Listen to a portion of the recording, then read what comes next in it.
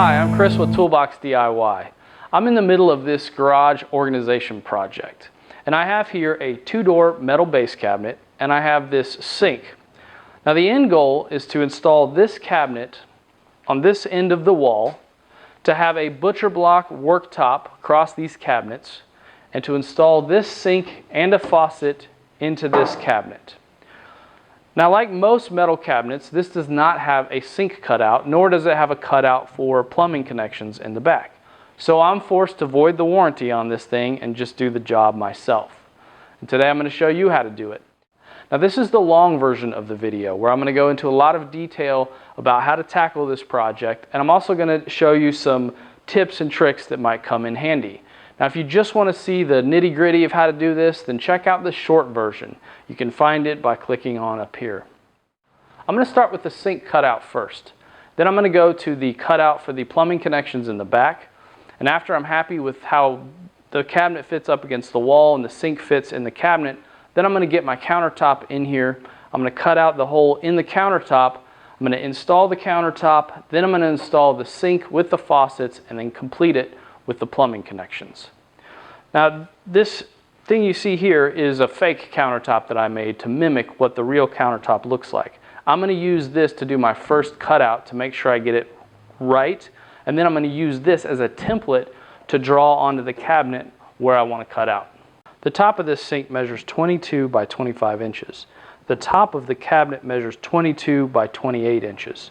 So I've got a pretty tight fit here. And the countertop that I'm going to install is going to overhang the cabinet by an inch. Now, rather than just using the recommended cutout size that came with the instructions, I need to go a little smaller because that allows for a little bit of slop. And I don't really have any room for slop in this since it's such a tight fit. So I'm going to try to get this opening as tight as possible. I'm going to start by measuring from the post, the mounting post, to the edge. I got 3/4, and since it's 22 inches and this is 23 inches, I want to expose a 1/2 inch of countertop on the back and the front. So if that's 3/4 of an inch and I want a 1/2 inch of the countertop exposed in the back, I need to draw a line that is 1 1/4 inch from the back countertop edge. I use a combination square to draw this line because it makes it a lot easier. Now I want to measure the distance from the edge of each mounting post, and that's 20.5 inches. And I want to add 1/8 of an inch of extra space, so this means the front line will measure 21 7/8 of an inch from the back of the countertop edge. Now since the countertop is 23 inches deep, I can just measure 1 1/8 inch from the front edge of the countertop. Okay, now I double check the lines to make sure that the opening is wide enough. Now I move on to the side-to-side measurement. Now this is 23.5 inches, and I'm also adding 1/8 of an inch slop here. To make this easier, I've marked the cabinet sides on the template, and I transfer those marks to the top of the template to measure from those lines. Now the distance between those two lines is 28 inches, which is the width of the cabinet, and I want the cutout to be 23 7/8 of an inch. So I need to draw lines 2 3/16 of an inch from the cabinet edge reference lines that I drew. Now these lines aren't very visible on camera, but they look good, and a second measurement confirms they are correct. Now I'm ready to cut this out. Now that I have my cutout lines drawn, I'm going to take a drill with a bit large enough that once I drill the hole I can fit a jigsaw blade, so I can then use a jigsaw to cut the straight lines of the cutout. So now that this is cut out, I'm going to do a test fit of the sink to make sure it fits. There's a chance that it may not fit, and I may have to do a little trimming here and there to get this just right. So this fits nicely, so now I can use this as a template to mark the cutout lines on the metal cabinet. Once I have these marked, I'm then going to look inside the cabinet to see if this cutout is going to fall anywhere where there might be an obstruction that would prevent the sink from dropping all the way down, or prevent the sink mounting clips, the mounting screws from being usable. And I'm also going to check the back to make sure there's enough room for the faucet. So it looks good from here, and now I'm going to commit to cutting this cutout out of the cabinet. Now it's very similar to how I cut it out of the fake countertop, except it's metal, so I'm going to use a pneumatic nibbler instead of a jigsaw. Now if you don't have a pneumatic nibbler, you could try a jigsaw with a blade that's meant for sheet metal.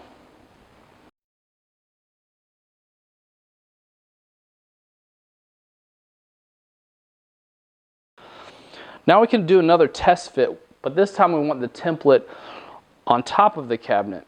Part of this test fit is to determine if the sink mounting screw posts and clips will have enough clearance once the sink is installed. Alright, one thing I noticed on the test fit is that the mounting screws are too short for a 1.5 inch thick countertop. So what I had to do, I had to actually cut them even shorter. That way I could then get some threaded rod. So I got some threaded rod here, and I cut it into small, like 1 inch, maybe 3/4 inch pieces. So then take these coupling nuts and my pieces of threaded rod,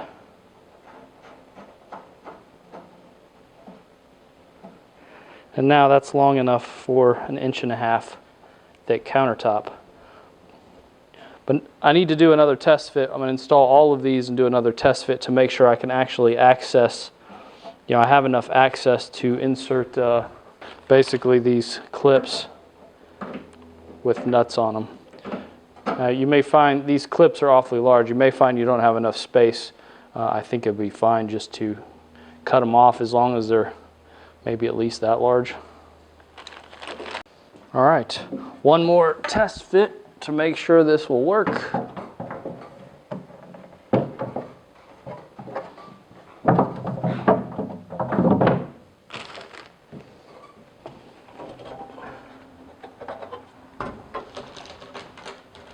On this test fit, I actually am going to install these clips. Okay, now that I'm comfortable with the test fit, I'm going to move on to doing the cutout in the back for the plumbing connections. I first use a piece of cardboard to kind of get a rough shape of what the cutout should look like. Cardboard's easy. If I screw up, it's no big deal. I can trim this however I like. Now if you'll notice, I'm placing the cardboard against the adjacent cabinet and also even with the bottom of the adjacent cabinet. So then once I have the cutout that I like, I can just take that cardboard template, place it on the back of the cabinet, and draw the outline for the cutout. So now back to the drill and the nibbler to make the cutout. All right, now that all the cutouts are done, I need to do a test fit up against the wall. And if this goes well, I won't have to take it down. The test fit will be the final fit.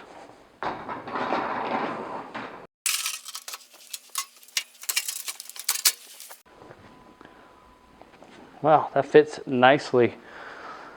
So now that that's done, I can actually bolt these two cabinets together. After I level them up, I'll bolt them together and then bolt or drive lag screws through these into the studs to secure these in place. I now have the countertop cut to size, so I'm ready to do the sink cutout. Now I have two ways I can do this. I can use the template that I created when I was doing the test fitting, or I can use the metal cutout in this cabinet to trace from the underside. Pros and cons to each. So this one, to use the template, since this is to mimic a countertop, you can see my cross supports here are in the way. So I would have to move those to the top, then perfectly lay this on the countertop where I want it and trace it out. Now one downside is my jigsaw cuts were not perfect. They tapered in a little bit. So the cutout on the underside of this is just a little bit smaller than on the top side. Well, if that's the trade-off, then I might as well use the cutout in this cabinet because it's roughly the same size as the bottom part of this cutout. So I'm going to go ahead and trace the lines here, and then I'm going to cut it out with a jigsaw just outside the lines. One thing I forgot to mention is you want to make sure that you have your countertop installed exactly where it's going to be. So I have this perfectly centered along the base cabinets. All right, I've removed the countertop and flipped it over. Now I do a quick sanity check with my lines. Make sure it looks like my plane is going to work. Yep, looks good. Cutting the countertop is the same as the template. I drill holes to insert the jigsaw blade and then I make the cuts. I attach 2 wing pieces so the cutout doesn't fall out of the bottom and I can safely and easily remove this cutout. Okay, now we want to do a quick test fit. Now that I know the sink fits, I have to drill the faucet holes in the sink and install the faucet. I won't go into the details here since we're not talking about plumbing today. The last test fit is a bit of a dry run for installing the sink. The final install of the sink will have a bead of silicone around the lip of the sink, and I want to make sure that I can install this properly without getting silicone all over my hands or ruining that bead. Alright, we're ready to install this. We're going to put a nice thick bead of silicone.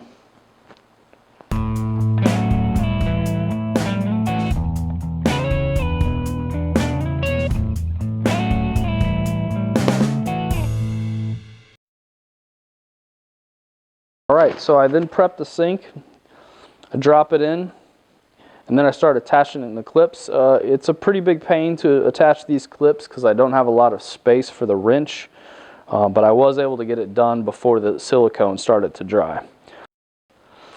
With the sink installed, I now complete the project by making the water supply connections and assembling the drain. I turn on the water supply valves before I install the drain and I test for any leaks. This is just a lot easier because if I do have some leaks, I can get those fixed without having the drain assembly in the way. Alright, now with everything connected, I turn on the faucet and I test the drain by filling up the sink partially and then allowing it to drain. Well, that does it for this video on converting a metal base cabinet to a sink base. I appreciate you watching. I hope you found it useful. If you're interested in the garage organization project I have going on, please check out our series on getting your garage organized. You should be able to find that here. If you don't see a link here, I'll also reference it in the description down below. Well, thanks again for watching. I'm Chris with ToolboxDIY. I'll see you next time.